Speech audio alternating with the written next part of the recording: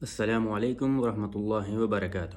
ان الحمد للہ والصلاة والسلام علی رسولہ الکریم، اما بعد، اعوذ باللہ من الشیطان الرجیم، بسم اللہ الرحمن الرحیم۔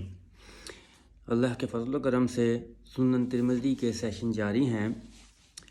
آج کے سیشن میں سنن ترمذی کا باب نمبر 8 ہے۔ باب ما جاء فی نہی عن البول قائما، کھڑے ہو کر پیشاب کرنے کی ممانعت کا بیان۔ اس باب میں امام ترمذی جو حدیث لائے ہیں وہ حدیث نمبر 12 ہے، اور وہ حضرت عائشہ سے روایت ہے۔ ان عائشہ قالت من حدثکم عن النبی صلی اللہ علیہ وسلم کان یبول قائما فلا تصدقه ما کان یبول الا قاعدا۔ حضرت عائشہ فرماتی ہیں کہ اگر تم سے کوئی شخص یہ بیان کرے کہ نبی پاک نے صلی اللہ علیہ وسلم نے کھڑے ہو کر پیشاب کیا تو تم اس کی تصدیق نہ کرنا، کیونکہ آپ صلی اللہ علیہ وسلم بیٹھ کر ہی پیشاب کیا کرتے تھے۔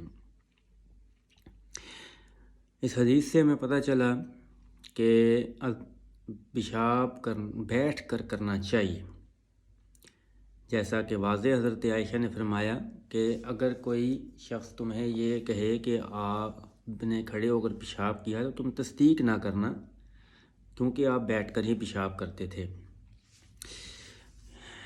سنن ترمذی میں باب نمبر 9 ہے، باب رخصتی فی ذالک، یعنی کھڑے ہو کر پیشاب کرنے کی اجازت کا بیان۔ اس باب میں جو حدیث لائے ہیں امام ترمذی وہ حضرت حذیفہ سے روایت ہے۔ حدیث نمبر ہے 13۔ عن حذیفہ ان النبی صلی اللہ علیہ وسلم اتی سبات قوم فبال علیہ قائما فآتیتہ بوضوء فذهبت لأتأخر عنہ فدعانی حتی کنت عند عقبیہ فتوضأ ومسح على خفیہ۔ حضرت حذیفہ بن یمان فرماتے ہیں کہ نبی پاک صلی اللہ علیہ وسلم کا گزر ایک قوم کے کوڑے کے ڈھیر کے پاس سے ہوا۔ آپ صلی اللہ علیہ وسلم نے اس پر کھڑے ہو کر پیشاب کیا۔ میں آپ کے لیے وضو کا پانی لایا اور پانی رکھ کر پیچھے ہٹنے لگا تو آپ نے اشارے سے مجھے بلایا۔ میں آ کے آپ کے ایڑیوں کے پاس کھڑا ہو گیا، پھر آپ صلی اللہ علیہ وسلم نے وضو فرمایا اور اپنے موزوں پر مسح کیا۔ ان دونوں ابواب میں بھی پہلے ابواب کی طرح تضاد نظر آ رہا ہے کہ پچھلی حدیث میں حضرت عائشہ فرماتی ہیں کہ آپ کھڑے ہو کر پیشاب نہیں کرتے تھے، بیٹھ کر ہی کرتے تھے، اور دوسری باب میں حضرت حذیفہ فرماتے ہیں کہ آپ کا گزر ایک قوم کے کوڑے سے ہوا تو اس پہ آپ نے کھڑے ہو کر پیشاب کیا، جبکہ یہاں بھی تضاد نہیں ہے۔ امام ترمذی اس کی تفسیر میں لکھتے ہیں کہ حضرت عائشہ کا یہ دعویٰ اپنے علم کی بنیاد پر ہے، کیونکہ انہوں نے آپ صلی اللہ علیہ وسلم کو زیادہ تر گھر میں دیکھا، اور گھر میں زیادہ تر کھڑے ہو کر پیشاب کرنے کی حاجت محسوس نہیں ہوئی ہوگی، جبکہ بوقت ضرورت کھڑے ہو کر پیشاب کیا بھی جا سکتا ہے، جیسا کہ باب نمبر 9 میں واضح ہے۔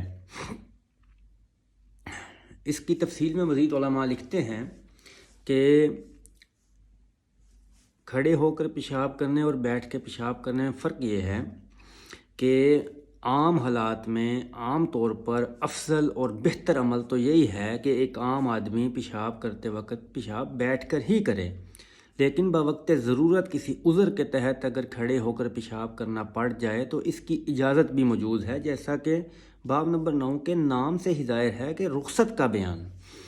تو مقصد یہ ہے کہ امت کو مشقت میں نہیں ڈالا، کیونکہ دین اسلام دین فطرت ہے، دین مشقت نہیں ہے۔ مثال کے طور پہ اگر کسی شخص کو کوئی عذر ہے، کوئی تکلیف ہے، کوئی چوٹ لگ گئی ہے، یا وہ بہت بوڑھا ہو گیا ہے اور اس کے گھٹنوں میں تکلیف ہے، اب وہ بیٹھنے سے قاصر ہے، تو اس کو بجائے اس کے کہ اس مشقت میں ڈالا جائے کہ وہ ضرور تکلیف کے ساتھ بیٹھے، لیکن نہیں، وہ اپنی اس تکلیف کی وجہ سے اس کو رخصت دی گئی، عذر دیا گیا کہ وہ کھڑا ہو کر بھی پیشاب کر سکتا ہے۔ تو اس میں یہ رخصت ہے۔ جیسا کہ آپ دیکھیں کہ ایک عام آدمی، ایک صحت مند تندرست آدمی کے لیے نماز پڑھنا کھڑے ہو کر فرض ہے۔ وہ اگر نماز بیٹھ کر پڑھے گا تو نماز نہیں ہوگی۔ اسی طرح لیکن اگر وہ بیمار ہے یا اسے کوئی تکلیف پیش آ گئی ہے، کوئی عذر پیش آ گیا ہے، تو عذر کی صورت میں دین اسلام بیٹھ کر نماز پڑھنے کی اجازت دیتا ہے۔